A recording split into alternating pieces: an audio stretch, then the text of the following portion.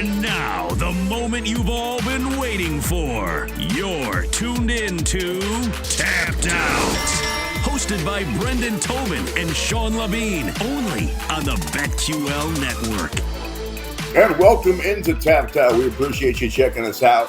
However you got us, on the Odyssey app, on YouTube, on the BetQL Network with Brendan Tobin. It's just me, the sports machine, Sean Levine. Let's talk a little fighting because Saturday night we've got a pay-per-view up in Canada, a UFC 297. Sean Strickland, the champion, is the favorite, minus 130, taking on Dricus du Plessis right now at BetMGM. You can get DDP at plus 110. This one, of course, for the middleweight belt. BT, obviously everybody knows Sean Strickland's last performance. He looked unbelievable when he took the belt from Israel Adesanya. The last time we saw du Plessis, he looked pretty damn good against Robert Whittaker also. It feels like these are two guys at the top of their game meeting up for the belt.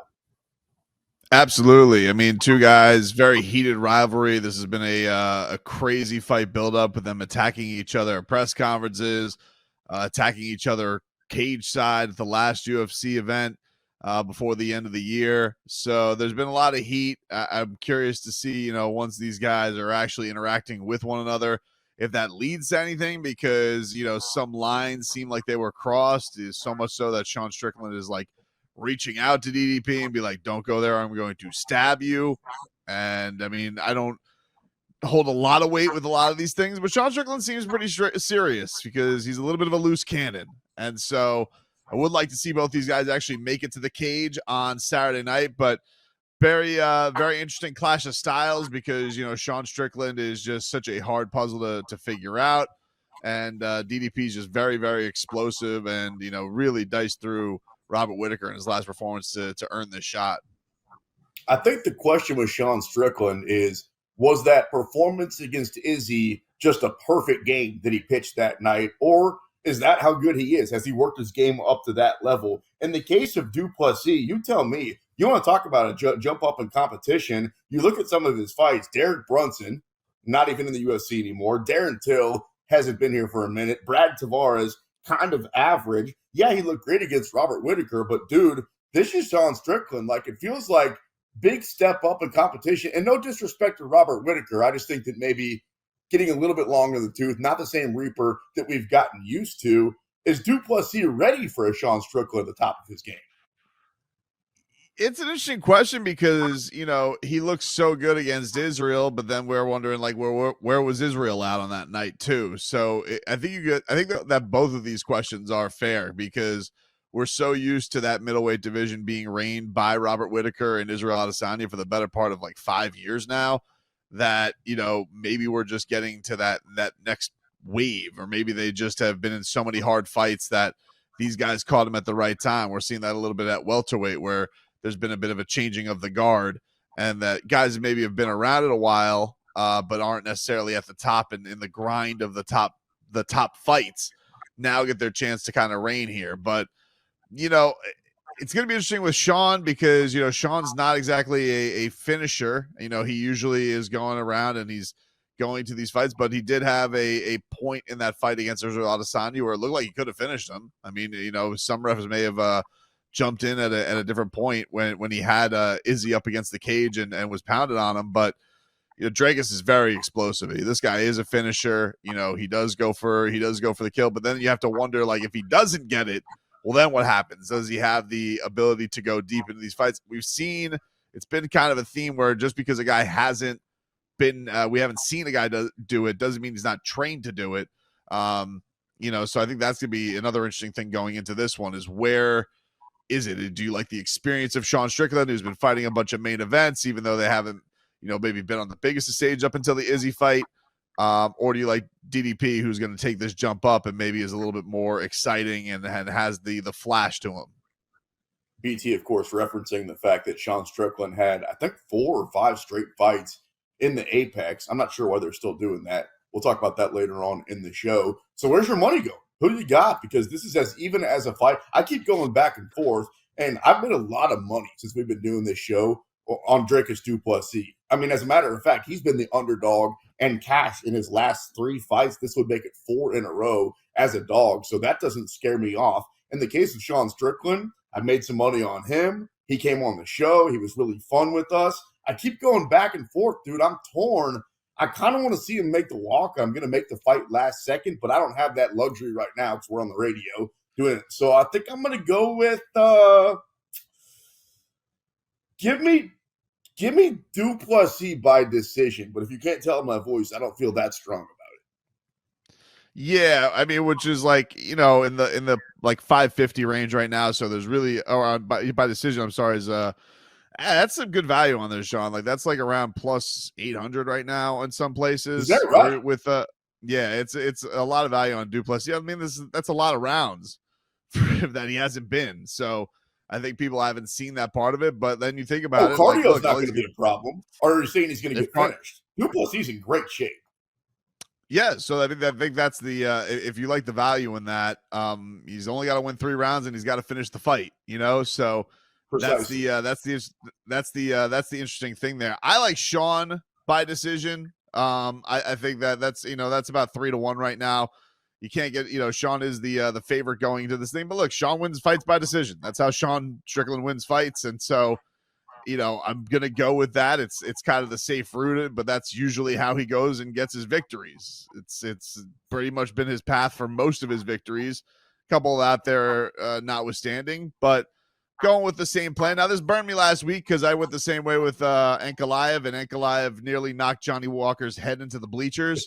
But, I think Sean, Ankalaev, I think we've all just been waiting for him to do it. He just hasn't done it. Sean Strickland, I don't necessarily know if you feel like he's going to bust out the knockout here. I think if anybody's going to get a finish, it's probably going to be DDP. I like Sean by decision in this one. I think that's the safe place to put your money. But it's not the it's not the interesting decision. I mean, DDP winning a decision in this one. That's why the value is where it's at right now. And these guys by finish right now. I mean, Strickland's like 2-1, Duplessis is like 250. So I mean, yeah, man, that's one of the highest things. The only thing that's the higher on method than that is Sean Strickland by submission, which is like plus 1200. I'm a little bit surprised that the odds makers think the fight's going to get finished by one guy or another. Like you said, Sean Strickland, not necessarily a knockout artist. Duplessis, a tough guy to finish, especially, I mean, he's proven in the UFC octagon, hasn't so far. I just think that in 5 rounds, both these guys, cardio, I don't think is going to be too much of an issue. And Sean Strickland, as you said, it's not sexy, but it is how he wins fights, usually by decision, unless he gets knocked out. In the case of Alex Pereira, we've seen that also. A lot of things could happen. That's why it's called gambling. Brendan Tobin, Sports Machine Sean Levine, tapped out here on the BetQL Network talking about UFC 297 and making some money along the way. Fingers crossed. Co-main event, Raquel Pennington. Rocky finally getting her shot against Mayra Bueno Silva, the favorite, minus 175. I like Rocky as an underdog at plus 145. She's been in the game for a while. It feels like it's her time. I think that's kind of just the good storyline of it too. Like it would be cool to see her after all this time. I mean, you're talking somebody who was in the UFC back in 2014, like at the real beginnings of women's MMA in the UFC. So she's an OG, and Buena Silva has been talking a lot of smack in the lead up to this. Like she's like, nobody even wants to see Raquel Pennington fight. I want Juliana Pena.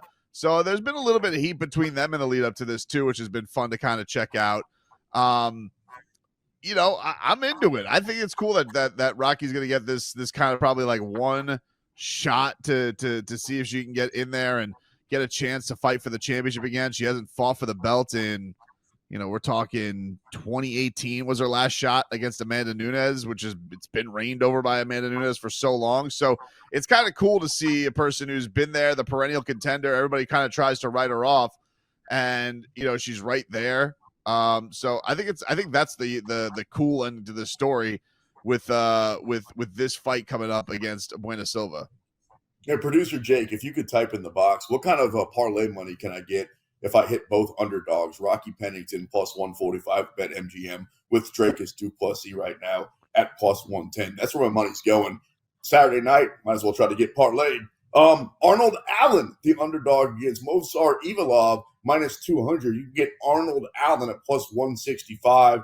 We saw him not too long ago, at least I did, in Kansas City going toe-to-toe with Max Holloway. We've got some Max Holloway news coming up later on in the show. I think I'll play Arnold Allen as a dog at plus 165. By the way, that parlay, plus 325, that's pretty tasty because I don't think either one, Pennington or Duplessis, would be that big of an upset if they pulled it off. Enough about them. Who you like, Arnold Allen or Mozart Evolov? It's a tough one, man. Evolov's been rolling, and Arnold Allen, you got to wonder, like, that first taste of defeat against Max Holloway, first loss in the UFC, like, how is he going to bounce back from that? It is Max Holloway. It's an all-timer, so there's nothing to really sneeze at with that. But, I just don't know about Arnold Allen yet. I think that this is kind of like a show-me fight for him, so I'm going with Evolov for my money, that one going into it. Let's work our way down the rest of the main card at UFC 297 on Saturday night. Neil Magny back in the octagon, big underdog. You always talk about some fighters that are tough to pin the odds on. Magny's one of them. He's either a big dog or a big favorite in all of his fights. Takes on Mike Malott at minus 400. I guess I'll play Magny at 3-1. I mean, like, dude, they're gonna have a Canadian in there who's gonna go and win, and they're gonna do it against somebody solid like Neil Magny. So no, I'm going with my money on Mike on that one. I'm sorry. You're right. That's why they pay you the big bucks, man. They're the voice of reason on this show. Jillian Robertson, talk about been on a streak, minus 275, big favorite against Polyana Viana at plus 210. I assume you like the favorite Robertson in this one. Yeah, I'm not betting against the Savage. Love the hair. Love everything she brings to the cage every time. She's a super entertaining fighter. Been around forever. Especially, getting her by sub or something that night. She's dangerous, man. I love Jillian Robertson. And then there are certain fighters that I always bet to win by knockout, no matter who they're fighting, no matter where they are on the card. And we've got Chris Curtis fighting at UFC 297 against Marc-Andre Barral in a middleweight belt. So you know where I'm taking Action Man by knockout. Where's your money going? Well, the thing with Chris Curtis is, like, he was on such a hot run there and, was doing some things last minute. And so I'm just wondering for him, like, where is he at now that we're back into, a little bit of normalcy, a little bit of time off for him? Because, with his loss in Miami against Kelvin Gastelum, which is, it's not like the greatest competition to lose for. It's nothing to, like, be ashamed of, because Kelvin is, been around for a while, but it's also like he's a bit of a wild card. It was a good fight, but he wasn't able to come out on top. And then they had the head clashes last time around. So it's really kind of it's been a bit of a tough go after when he was really, really hot, taking all these fights last minute. Everybody was going with him. So I'm going to go with Barral on this one to get the victory. Dog money. I like him. Oh, now you went and upset me, which means coming up next, since we can't seem to get along, let's get it on in a segment called You Gonna Fight Me right here on Tapped Out.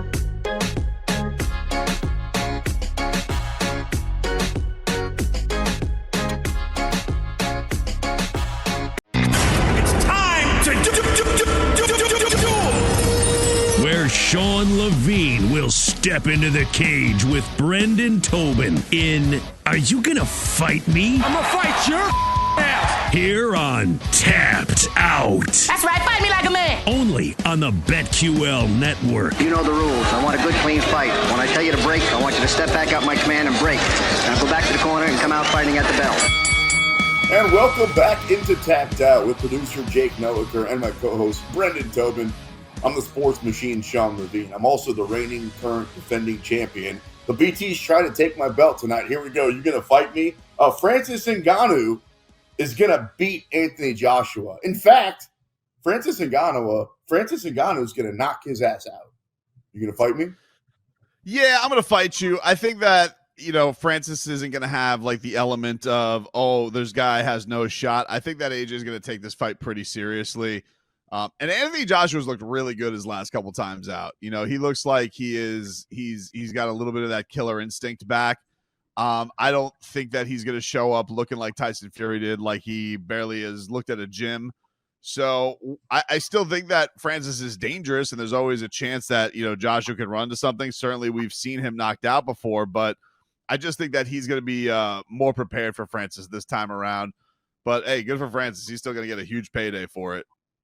You've said a few times when you and I have had this conversation, both on and off air, about the Ngannou-Fury fight, that you think maybe Fury didn't put everything into it physically, his camp, maybe mentally, all those different things. Are you sure? Are you sure Ngannou's not just a really good boxer and maybe Tyson Fury's getting a little bit old in front of us? Bro, he showed up heavier than he has for every fight. I know it's tough to tell. He always looks like a giant chicken nugget. But you got to go by the scale, dude. I'm telling you, like, he's the heavy, like, he did not train for that fight. There's no shot. He put no effort into it. He thought he was going to box the dude's socks off, and he did not. He got caught, and it was embarrassing for him. Okay. Well, the way you're talking about it now, I'm going to empty the piggy bank when he goes out there against Usyk. It sounds like, I don't know, you're going to fight me. Sounds like you're saying he's going to beat Usyk and he's going to knock him out.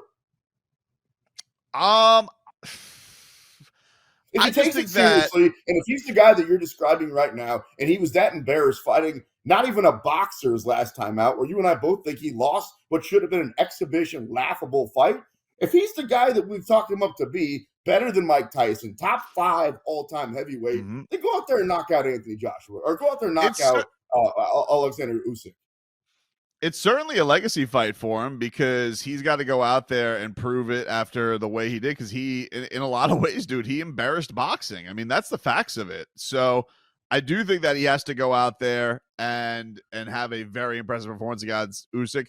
I think the big difference with Usyk as opposed to a guy like Francis, crazy as it may seem, is Francis has knockout power. Usyk, is a cruiserweight, the undisputed cruiserweight who became a unified heavyweight champion, 6'2". He really should handle him. He's got a pretty exposed weakness with his body. So I think Tyson Fury, I'm motivated. Tyson Fury should have the path to go beat Usyk. But look, man, the heavyweight boxing is weird. We've seen a lot of weird stuff happen over the years. Look what we just saw happen to Deontay Wilder. When Deontay and Tyson fought the third time, everybody thought Deontay had no shot. That was a really competitive, fun fight. Anthony Joshua losing to Andy Ruiz. Like, these guys, it always crazy stuff can happen in heavyweight boxing. But I think if you were to just tell me skill for skill, who should win? No, I think Tyson Fury should get the better of Usyk. What about those prop bettors? Is it worth betting on Tyson Fury to get knocked down in that fight? In fact, let me ask you this. When's the last time Tyson Fury got into a ring and didn't end up on his ass at some point? That's a good question. I would say probably against, I don't think he did against Dillian White. I think he dealt with him pretty easily, and a lot of the guys at Chisora, like, I don't think that those guys put him down, but like, yeah, he is. If you get him right, he's definitely been down in his career. It's not like unheard of to hear Tyson Fury get put down 7 separate times. Oh, speaking of going down, and I thought he was going to stay down. You mentioned earlier, Johnny Walker got knocked out by Magomed Ankalaev. You're going to fight me if I say he might have the best highlight reel of getting knocked out of any UFC fighter ever. Like, think about Corey Anderson, Jamal Hill. He knocked his own ass out when he did the worm after a win. Like, Johnny Walker cannot lose except for in spectacular fashion. Never seems to be cold, though. He always seems to be still The lights are dimmed, but they're never quite out. Ish. You know, I'm always very Ish. impressed by that. Yeah. I'm always very Yeah, that impressed is by that. true. Dude, I thought when that follow-up shot like any other person, the way that Ankalaev hit him with that follow-up when he's on the ground, I'm like, everybody else feels like they would be out cold. It was a great performance by Ankalaev, by the way. Like, very, very impressive. He needed that. Yeah, I probably shouldn't have bet on Johnny Walker. I'm done with that. And I've made some money on him. Remember, I had him by sub like a year ago at 20-1, and we hit that one. So I've made some money on him over the years, but I think I'm done. Are you going to fight me if I say Michael Chandler's going to knock out Conor McGregor? We should see that fight this year. I don't want to try to pin the tail on the donkey and tell you exactly when. Looks like June. You're going to fight me if I say Chandler's going to knock him out. I'm not going to fight you on that. I think that, you know, we haven't seen Conor be a great mixed martial artist in a while. Chandler is not got the When best do you think record. the last time, real quick, when do you think is the last time we saw Conor McGregor as a great mixed martial artist? Just because you threw that out to the ether. It wasn't the last Eddie 48 Alvarez. fight. He didn't look great. When? Well, he probably beat Eddie right before he fought Floyd Mayweather and beat Eddie Alvarez. I think that's the last time we saw him be an elite fighter. Dude, that was 2017, 18. It's 2024. Yeah. Huh? Been a while. All right. Been a while. It's been a minute. People care, though. Yeah. They do care. Yeah, everybody's going to watch. And there's going to be a lot of money. That's the crazy part. A lot of money's going to come in on Conor McGregor. I think the odds are going to be pretty close to a pick 'em come the fight. And I think if I've got any money left, I'm going to put it all on Michael Chandler. All right.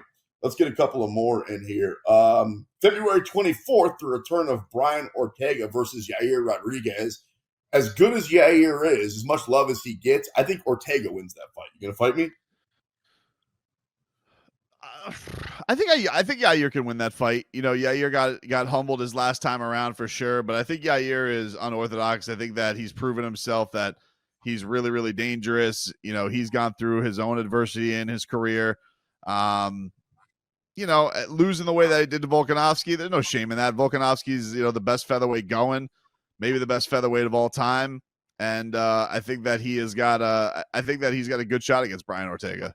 On February 27th, we got the PFL versus Bellator champs. A bunch of guys fighting, big names, actually. You're going to fight me if I say all the following could be UFC champs.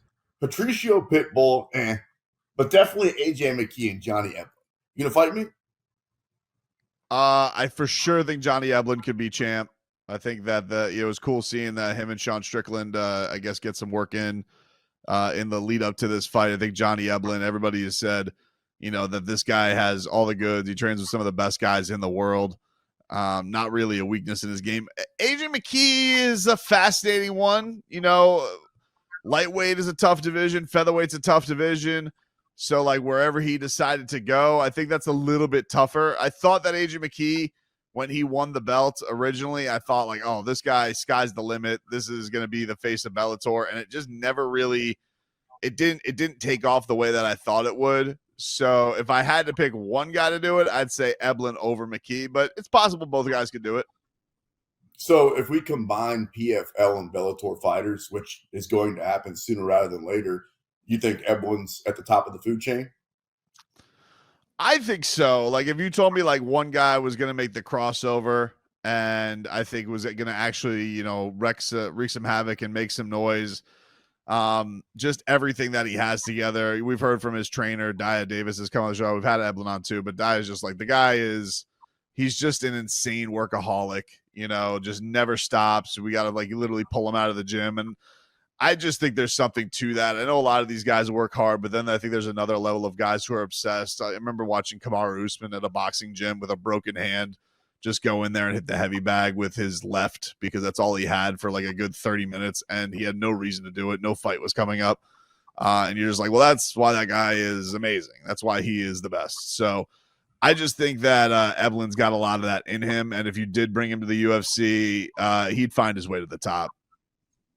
Oh, I think he'd be champion within a year. Give him like maybe a warm-up fight, a number one contender fight, kind of like Michael Chandler. Honestly, I think he'd be on that track. Brendan Tobin, Sports Machine, Sean Levine, talking a little fighting here on the BetQL network. before we talk a little football, let's get one last one in here. UFC 298, now right around the corner. The return of the Reaper, Robert Whittaker versus Paulo Costa. I think Robert Whittaker goes back to his old form and finishes the Eraser. You going to fight me? Not going to fight you. I can't trust Paulo Costa. He's too weird, even though he's got probably got like the best physique in all of MMA. You never know if he's going to show up, drunk on wine, or what's going to be his lead up in that fight week. But I do agree with your earlier point on Rob. I think that this is a big telling fight for him as to whether or not he is still that guy, still going to make a run, or is he, are we on the other side of Robert Whittaker? So I think it's a very telling fight. Speaking of getting knocked out, let's bring producer Jake in to talk some Philadelphia Eagles football, because I don't know if you heard, Jake, but they lost to the Bucs. They got knocked out. And also, while we're talking knocked out, and I've got my boys with me, let's talk some Miami Dolphins. Guys, you're going to fight me if I say you guys rooted for essentially the same team this year, the Dolphins and the Eagles. Both got off to a hot start. Both had a young coach that at times your fan base loved, and I'm pretty sure is closer to hating right now. Both had a young quarterback that at one point was the favorite to be the MVP. It looked like both teams were a lock at one point to win the division, and they both ended up a wild card team, and they were both one and done. Jake, you can take this one first. I don't want to say I told you so sitting here in Kansas City, but, bro, come on. One, don't get too cocky. You still got games to win, my friend. You did not seal the deal yet. Two, I am going to fight you. I don't think we're the same team. I don't think the Eagles and the Dolphins were the same team. I think they had similar ending circumstances as to where they started hot, like you said, the coach, the quarterback, and then fizzled out. But this sucks to say as an Eagles fan, but I feel better about Miami going forward. Miami's the young team with promise. In my opinion, from afar, they weren't supposed to win the Super Bowl. They weren't supposed to get there. The Eagles, they were. They were the veteran team, stacked up, the stars aligned for the Super Bowl. We blew it. I'm much more nervous about our rebound. BT down in Miami, I think you guys are going to be okay. You guys are supposed to lose these playoff games. You'll get there. Yeah. Here's the thing, boys. Like, you guys, you both were in the Super Bowl. The Dolphins haven't won a playoff game in 24 years. Like, I guess we could go tomato on the endings. The Dolphins coughed up a 3-game division lead. At least the Eagles were kind of neck and neck with the Cowboys the entire time. The Dolphins, the Bills were begging the Dolphins, take the division, Dolphins. Do it. Come on. All you got to do is beat the Titans on Monday Night Football. Blew it. Okay. BT, hey, the Eagles let the Cowboys win the division, dude. They let the freaking Cowboys win the division. But the Cowboys were good all year. The Cowboys were right there with double-digit wins the entire time. It was a close race. The Bills were 6-6. They were 6-6. They chased down the Dolphins, Sean. And the real Buffalo Bills have finally stood up, and so have the Cowboys, and so have the Eagles, and so have the Dolphins, and they're not standing up. They're all sitting down. It's unbelievable, really, how high – at one point, I remember it wasn't that long ago, we were talking, and we all had our chest puffed out, and we were saying we think we have the 3 best teams in the NFL. And, Jake, say what you will. I know my team still needs to go on the road for the first time Patrick Mahomes win a playoff game in Buffalo. But where I sit right now, I believe – the defending champions, and the champ, I don't know, I was going to try to say some Conor McGregor stuff, but I don't got it in me. So we'll just go on to our next segment. That's Conor it for too, you going to fight me. Yeah, he does. That's it. Brendan Tobin, Jake, Sports Machine. Coming up next, let's take a preview at UFC 300, because there has been a lot, and I mean a lot, of announcements this week. We've basically got a full card, I think, guys, except for a main event. We break it down on the other side right here on the BetQL Network.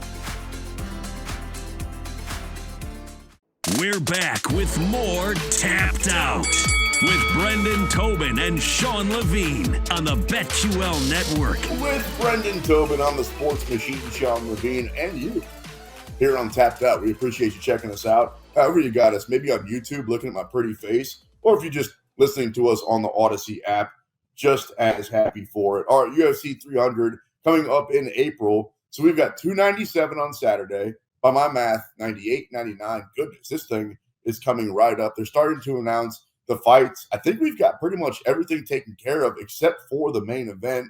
I'll give you some ideas here in a second. First, let's talk about what we have announced this week on the undercard. This is a perfect one. Bobby Green versus Jim Miller. What a fan favorite that one's going to be. Yeah, I mean, like Jim Miller getting the win this past week. That's really, really cool. And he gets his call to go to UFC 300 seems fitting. Love it for him. Interesting fight. Still think I'm picking Jim Miller over Bobby Green, but like who's not going to love that match, but also who's not going to be rooting for Jim Miller? I remember you and I were talking last week on this show.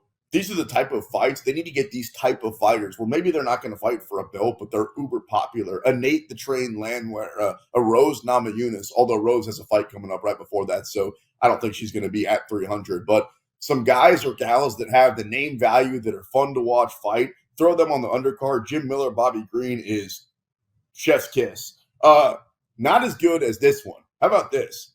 The BMF belt on the line. I didn't see this one coming at UFC 300. Justin Gaethje versus Max Holloway. Now, let me say this. Gaethje's going to be favored to win the fight. I think Gaethje will win the fight.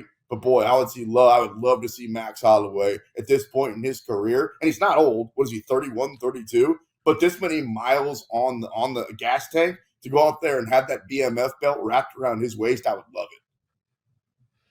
Yeah, this is, I mean, as good as it gets. You want to talk about a fan favorite fight for that weight class. Max getting back up to 155. I haven't seen them there in a while since he tried to basically do this against Dustin Poirier. Of course, had the famous one where he tried to go and fight Khabib and they stopped the weight cut on him. So for him to get back up there is really, really cool. I mean, look, he's just at the point of his career. You should just let Max Holloway, if you're not going to have him fight for the belt, just have him have the most awesome fights possible. And that's what this is. And it is an interesting clash because you have a guy in Max Holloway, who's, of course, one of the best strikers, one of the best boxers, volume strikers out there. But you have Justin Gaethje, who just breaks down his opponents right in front of him. And, I mean, who's going to wilt in this one? It just seems like right now nobody can break the will of Justin Gaethje. He just seems to be in that kind of a zone right now. But if anybody can do it, maybe it's Max. Maybe he's got the formula to it. But you just think about those nasty leg kicks that Justin loves to impose his will with. Man, I mean, this one just feels like it's got fight of the year written all over it. What a weird run of fights for Max Holloway. So we're talking about this matchup for the BMF in Las Vegas, the biggest fight card probably of all time as far as UFC goes, against Justin Gaethje. His last fight was the send-off fight in Singapore for Korean Zombie. Oh, so good. Deuces all over the place. And then before that, he was fighting in my backyard here in Kansas City against Arnold Allen. What was his fight before that? Was it Volk 3? That's a weird run. I want to say, did he fight Yair in the midst of that too? I think you're right. I think he did. Either way, just location and opponent. It's just crazy to think that he's going to go. No, you're right. He fought Volk.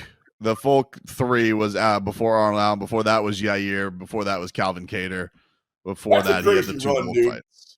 At this point in your career to have that type of a run, and then now, I don't think this is going to be the main event because producer Jake pointed out that it looks like that's probably going to be the strawweight title fight. We can talk about that here right now versus Zhang Weili and Zhang Xiaonan. That's going to be a hell of a matchup. Zhang Weili, she can kick you in the head. She can choke you out. She can beat you in a million different ways. I'm going to take her to win the fight. I'll figure out once we get closer to it how she's going to do it. I'm taking Zhang Weili just because she was hanging out with my guy Kyle Lowry at the UFC Apex this summer. So she's got that Miami Heat rub on her. So I'm all for it. I think that Zhang Weili is going to keep this one going. Oh, so Zhang has the culture all of a sudden is what you're saying. She's got That's that right. heat culture. She's got heat culture. She's got heat culture. Hey, so, you know, it doesn't talk much to talk me into a bet. So if you tell me that she's got some Miami Heat culture, I'll lay down a little bit on her that night. Charles Oliveira back in the octagon. Where you been, buddy? Long time we haven't seen you versus Arman Sarukian. You know where my money's going. Do Bronx all day, twice all night, 3 times at UFC 300, which means I'm pretty sure since you're a jerk, you're taking Arman Sarukian, right? First of all, I don't appreciate you calling me a jerk. I mean, like we can have a difference of opinion. I like Charles Oliveira. He's a really, really fun fighter. What's not to like about Charles Oliveira? I just think that I like the fact that we're getting like these young guns going up. I think the same thing with the pay-per-view before with Benoit Saint Denis getting the chance against Dustin Poirier. It's interesting, but it kind of feels like we're in the kind of the young guys taking out the known names lately. That feels like that's what the trend has been. So I just think with Sarukian, it would be a cool thing. You know, he did fight Islam. There's a little bit of a storyline there. It was 22 when he fought him. So, you know, what kind of improvement has there been? We've seen that, you know, with Leon Edwards being able to, you know, chase down eventually Kamaru Usman. So I think there's something cool to the idea of him getting to face Islam one more time. Even though Islam, you know, may shake it off or not feel like that's the way to go. But I think Sarukian's gonna get it done against your boy Olives, dude. I think he is.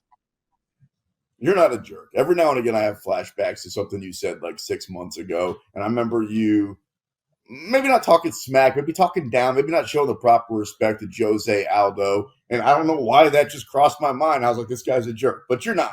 Just every now and again, jerk-ish, I think is a better way that I should have said it. Yuri Prochazka is on this card. This card's getting pretty stacked now that I read it out loud versus Alexander Rakic. Prochazka by knockout? That's gonna be one. Do you have odds in front of you right now? Because that's one of those where I could be talked into Rakic. I could be talked into Rakic at the right number. Slight favorite right now. Probably goes off pretty close to a pick 'em, I would think. If it's pick 'em, I'd go Prochazka. If there was some value there at Rakic, I could be talked into Rakic. I know that you know, he's kind of the Balkan Peninsula there. Like he's their hope if he's gonna go and get a belt. And, you know, it always feels like he's been dealing with some health stuff or hasn't been consistently in the cage. So it would be cool to see him get on a run, but I think I'll lean Yuri to keep it going. How about a guy that came on our show one time and almost got us kicked off the airways? Calvin Kattar fights at UFC 300 against Aljamain Sterling. So Aljo just had the belt, taking on the biggest potty mouth in the UFC. I really like both these guys. In fact, both friends of the show. We've had Aljo on also. I think Aljo's the better fighter. I think he wins the fight. I think he's the better fighter too. I think the only thing that we got to worry about is weight class, but everybody has said like all his peers say they don't even know how he made 135. So it feels like he can handle 145. Like that's going to be a welcome addition for him to not have to stress to get down to that low weight. And it's not like with Aljo, it's not like he's going to have to worry about power. You know, coming, I guess I'll have to worry about return power, about taking some heavier shots, but it's not like Aljo's going to go out there and be like, oh, I got to carry my power to 145. No, like he's going to go try and get you to the ground and strangle you. And I think that he can still have success with that with Calvin Kattar and probably will. I know another guy that's fighting that night that likes to get people to the ground and strangle them and usually does it within a minute. That's Bo Nickel. He's fighting Cody Brundage. I assume we both are on the same page. We think Bo Nickel wins the fight. Does he need to look like how far is Bo Nickel from fighting for a belt? I'm not sure what's taking so long. I get it. He just got here 5 minutes ago, but that guy looks unbeatable. He can knock you out. I don't know. I do think that like I think Sean O'Malley did open a lot of people's eyes to the idea of, hey, you know, fight your contract out, you know, and then the next deal, if you're getting a little bit of a sweeter deal, then go fight the hard fights. So I think there's something. I mean, Bo Nickel's got like he's ridiculously raw in all of this mixed martial arts stuff. Is he more I raw think than Hamza Chimaev? Yeah, I think so. I mean, this guy is pretty fresh into just learning wrestling. I mean, 5-0 is pretty ridiculous. And no fight going past the first round. Some of them not even going into the second minute, in most of his fights. So I think that Bo's probably, it depends how active he wants to be. I'd like to see him get 3 fights this year. And then if, by the end of the year, maybe there's a top 15 guy or something like that you're like, all right, now we can start the climb for the next year. But I think it's going to be a little bit slower of a roll than you think it is. When he came on our show, I asked him about fighting Chimaev. Who do you think would win? What if that's next for both of them? I don't think it is, though. I think that, I think Hamzat's got the fights under his belt. They're too far away. Like, if it ever happened down the line, like, let's say in a couple of years, I'm going to go Bo because I've never seen any vulnerability in him, but I definitely haven't seen him take on the same competition that Hamzat has. Hamzat's sloppy, though. Like, with his boxing, man, his hands have a lot of work. Obviously, he can wrestle. He can choke you out. He can grapple you. He can break your limbs. He's scary. Can he box? I think Bo Nickal's hands might be better. Neither one of them are Mike Tyson. I'm just saying. Davison Figueiredo versus Cody Garbrandt also on that card. Well, we've got a couple of minutes left in this segment.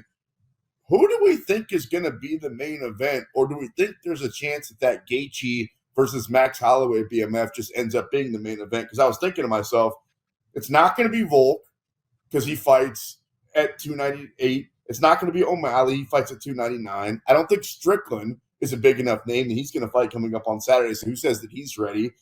Poirier fights at 299, so he's not going to be there. Conor tells us he's not going to be ready till June. I'm thinking of names that are left that could even be main eventers. Izzy, Hamzat, Islam, Pereira are kind of the 4 that I keep coming up with. Am I missing somebody? Nah, I mean, if, there's been some of that talk of maybe Pereira going up and fighting Tom Aspinall at heavyweight. If that's a possibility, maybe. But I think Leon Bilal, I feel like that would make some sense to go and do something like that.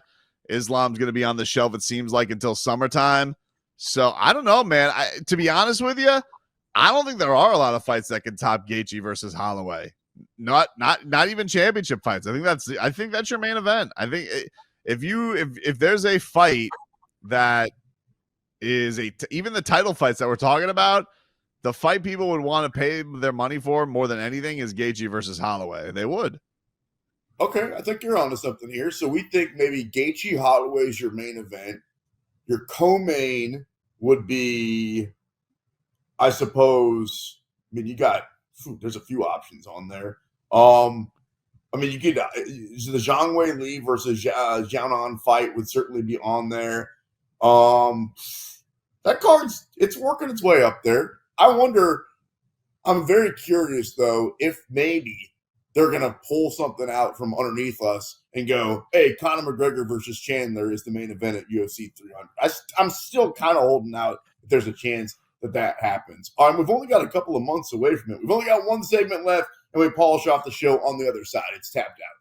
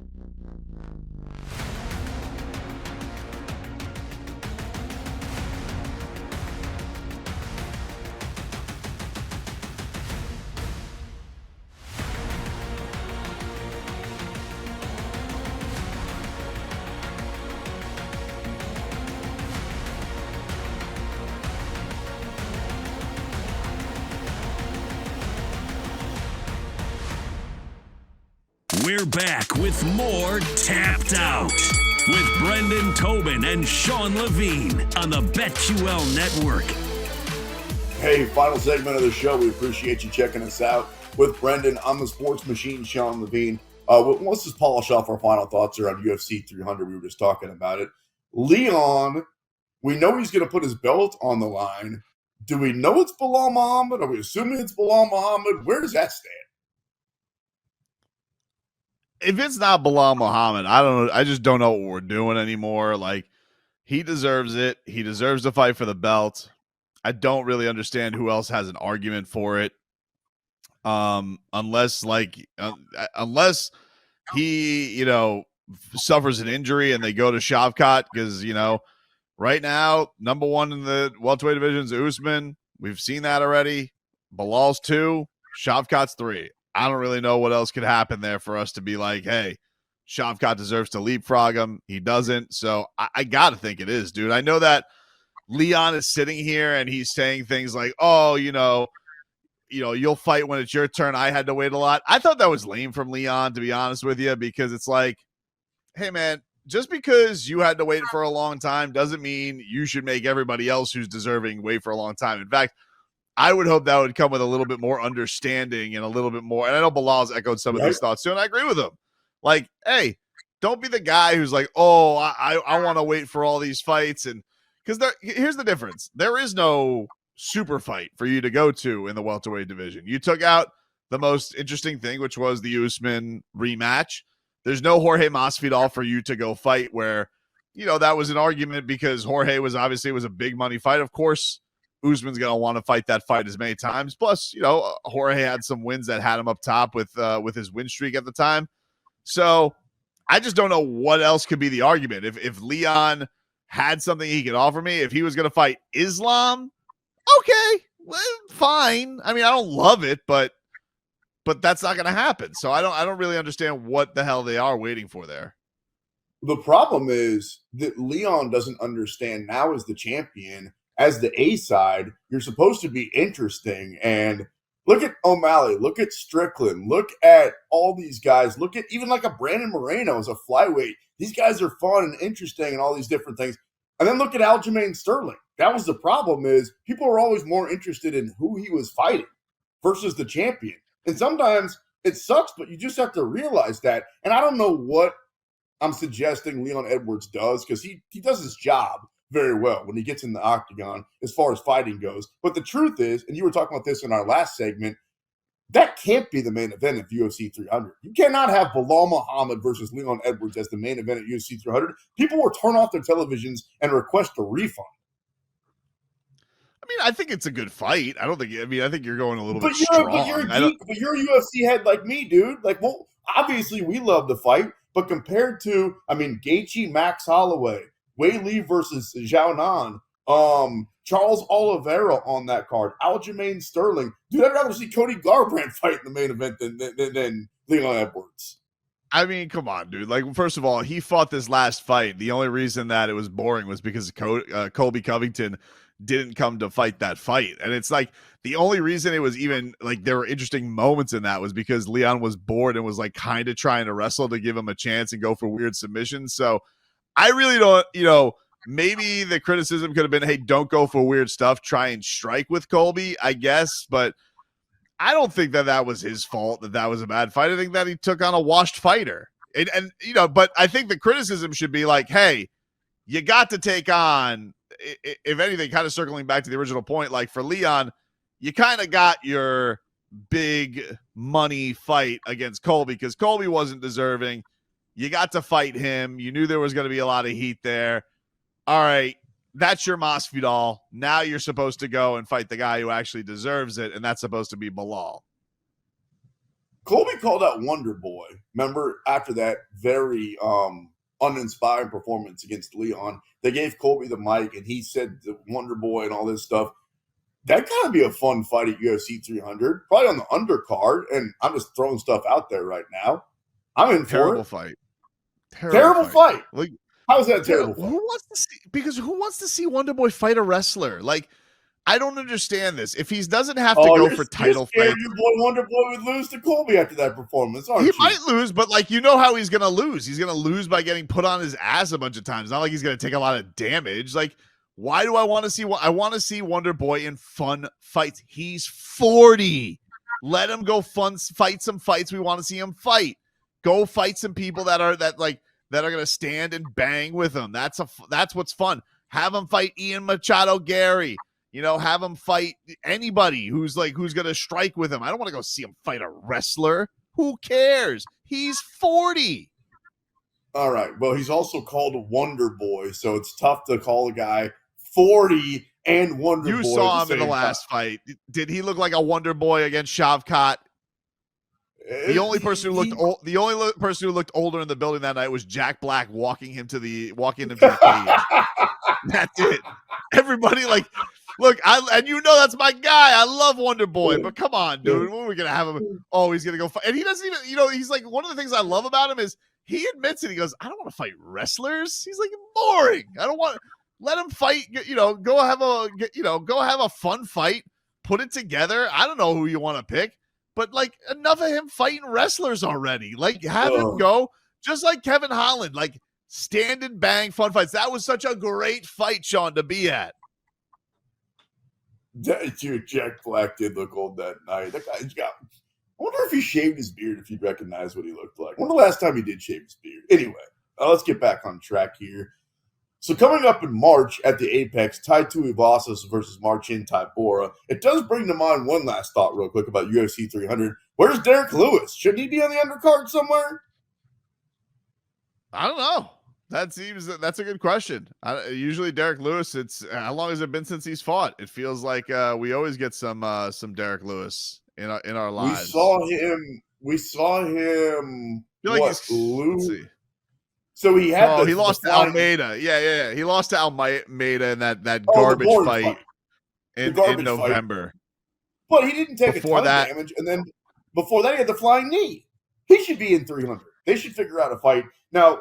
We got this Tai Tuivasa Marcin Tybura fight coming up in March, so you can take them off the table as far as an opponent goes, because they're going to need a heavyweight to throw on the other side. Derek Lewis should be out there, and they should throw him against number 15. You know what I'm saying? Give him against somebody that's unranked. Let Derek Lewis go out there and win and do the Orca at UFC 300. For me, is that asking so much? Just for you? I feel like 300 shaping up pretty good. I think you just kind of you're like gathering names like a squirrel with acorns. It's a pretty decent card, dude. It's not, Connor's not there to save the day, but Holloway versus Gaethje is a great fight. It's a great fight. It's just no O'Malley, no Connor, no Sean. I'm sorry, no Connor, no Poirier, no John Jones, no Sean. It feels like a lot of the big names, and I know you're just going to poo-poo it and say that's the past. It's current events. I get it. And I have no problem if Gaethje versus Holloway for the BMF is the main event. I'm totally cool with that. I texted you in the middle of the night how excited I was last night. Don't pretend like I'm not excited for that fight, dude. You know I am. But can I ask you this? Is it that you're hung up about the 300 number? Because if 299 was 300, would you be happy? Because 299 is an incredible card. It's not like they're not delivering us some great. So this is a great start to the year. We have a lot of great main events. This pay-per-view is a little bit meh, but next month, the month after that, and 300. That's a stacked next 3 months. They're just throwing Canada crumbs. They're just Canada's going to be happy. You'll take what you like. You're happy we're here. Poutine. Is that what they have up there? No, that's Canada's right. getting a little bit screwed as far as because 299 in Miami, and then 300 in Las Vegas, absolute bangers. And then we got Vulcan. Yeah, okay, I'm done complaining. How about Rose gets back in the octagon in late March versus Amanda Ribas? Who you got in that one? Don't bet against Thug Rose. It's just against my principles as a person, but certainly is for her, you want to see Rose Namajunas get back into the win column. She's one of the best. Love watching her win. She's another one I've seen. I saw her knockout of Zhang Weili. That was awesome. So, I'd love to see her. I'd love to see her get back. Couple losses in a row. The Esparza fight was a little bit weird, but she certainly needs to get back in the win column. Sean Brady, Vicente Luque, that's a banger right there. I'm not sure where my money's going. I think Brady. I'm going Brady too. But you can't sleep on Vicente Luque. But I just think that, that's kind of like a, hey, Sean Brady, like, let's get him right. Because I think everybody thinks of him as an elite talent. He's not super young, but I think everybody thinks of him as like, hey, give this guy the right kind of matchups. You get him in a championship fight, he might win it. I mean, people have been talking about Sean Brady for a while. So I think that get him right, get him a win. It was a tough loss he took to Bilal Muhammad, but there's no shame in that. We'll talk more Fury Usyk coming up next week because when's that fight? February. We're talking about like just a few weeks away at this point, January, almost halfway through. And then Brandon Royval also versus Brandon Moreno. Baby, I like it raw. Who you like in that fight? Moreno. I think that Royval's just got a lot of holes. I think he's super exciting, but I do think that I think he can bait Moreno into some wild stuff in that fight. So if he goes about it the right way, to go from a style standpoint, maybe he gets Moreno to fight the fight that he wants to fight. But it feels like if Moreno wants to, he could win that fight easily. Final thoughts before we get out of here on Saturday night's main event, UFC 297. Sean Strickland, the favorite right now at BetMGM, minus 130 against Dricus du Plessis at 110. BT by fight night, I wouldn't be too surprised if this one's closer to a pick'em just because this is a very even fight. It's tough to say one guy's the favorite. Yeah, it's interesting too because then you have also the style bender thing that's all on the outside of this too, and him and DDP have a lot of heat, and so if Dricus wins the fight, then we kind of get to go right to the rivalry with style bender. If style bender wins, then okay, we got the Sean Strickland story line because of course he's probably going to get his immediate title shot, I would think. So that's going to be on the outskirts of this unless these guys just have an absolute classic and somebody gets screwed. But which would you rather see? I don't know. Would you rather see? I think that I'd rather see. I kind of want to see Adesanya versus Strickland too. Strickland was so good that night. It's like there's no way that's what Izzy is. In fact, I think Izzy would be favored if they had a rematch. I'm interested in that just simply because we've already seen Izzy in a grudge match against Pereira, and he flourished. He had a great win. So I think that it's great to see greatness and be cool to see him become a 3-time champion. But I think that him versus DDP, I like when Izzy gets into altercations before fights. I think that, kind of makes him to be a more exciting fighter. So, well, I'm picking Strickland. I'm picking Strickland to win by decision. But there's part of me that's, there's part of me that's also like, what's going to happen in the midst of all this? I think if DDP doesn't win this in the first round, I don't think he's got a shot. We know how you feel. I think you said when Izzy mocked Pereira's kid, that was the moment of the year. And I can't disagree with you. That was pretty damn funny. For Brendan Tobin, I'm the sports machine, Sean Levine. For producer Jake, we'll talk to you next week right here on Tapped Out. Enjoy the fights.